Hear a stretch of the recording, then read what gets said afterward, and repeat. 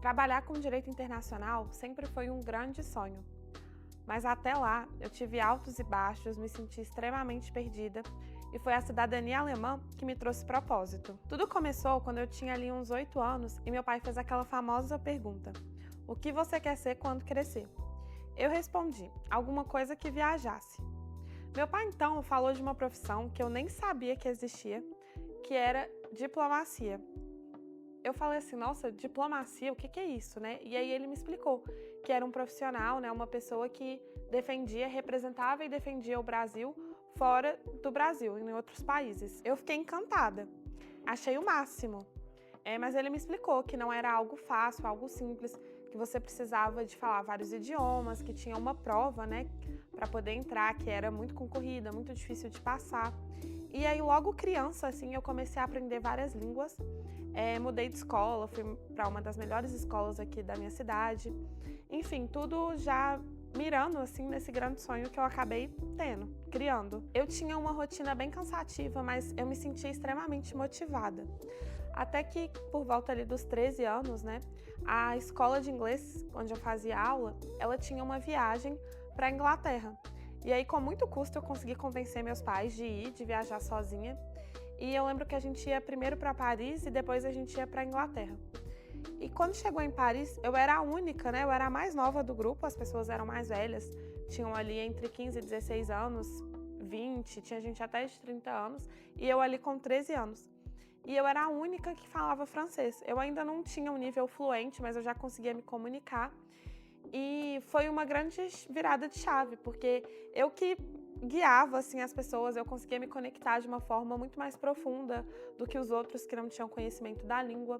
E quando eu cheguei na Inglaterra também foi outra virada de chave, porque eu ainda não tinha consciência do quanto eu já conseguia me comunicar e do quanto aquela conexão, né, aquilo de conhecer pessoas do mundo inteiro, aquilo me nutria num nível muito profundo. Chegou então, né, a faculdade, aquele momento de escolher que curso a gente vai cursar, o que a gente vai fazer.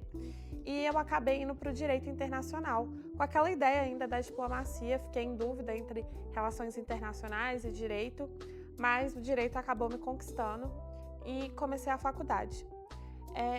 Eu acabei me frustrando muito com o direito internacional público e o direito internacional privado, por outro lado, ele parecia uma realidade muito distante. Então foi um momento que eu acabei repensando bastante assim, a minha escolha.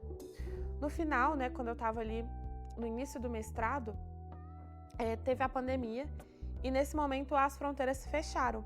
Durante o mestrado eu estava me planejando para poder fazer um semestre fora e com esse fechamento de fronteiras isso ficou impossibilitado. E foi um momento muito difícil. Eu acabei cortando as conexões que eu tinha com amigos, com familiares que moravam em lugares distantes, porque aquele reencontro, aquela distância, né, tornava tudo impossível, muito difícil e me trouxe muito sofrimento. Até que, durante a pandemia, houve uma grande alteração na legislação alemã. Antigamente, as mulheres alemãs, quando elas se casavam, elas perdiam a nacionalidade e não conseguiam transmitir para os seus descendentes. E isso aconteceu com a minha avó paterna. Com essa alteração, o meu pai ele passou a ter direito, né, à nacionalidade alemã e eu e meu irmão também. E foi aí que tudo mudou. Eu mergulhei, né, no processo de cidadania, já era um tema que sempre me interessou. Essa questão dessa desigualdade de gênero sempre tinha me indignado, não fazia sentido na minha cabeça. E poder participar, poder descobrir um pouco mais também da história da minha família foi um momento assim transformador. Depois desse processo, né, eu realmente me encantei por essa área do direito das imigrações e eu fiz uma especialização em direito internacional das imigrações e comecei a trabalhar nessa área, abrir minha assessoria. E hoje eu ajudo outros descendentes de alemães a conquistarem também a sua nacionalidade alemã. Principalmente aqueles casos mais desafiadores, né? Aqueles casos, por exemplo, de pessoas que não localizam a matrícula consular.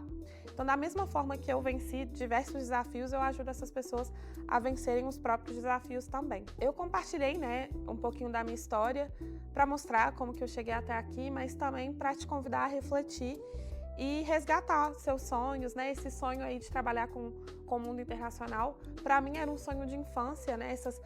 Esses talentos, essas características que eu tinha de facilidade de lidar com outras culturas, falar outras línguas, eram talentos que sozinho assim não faziam tanto sentido.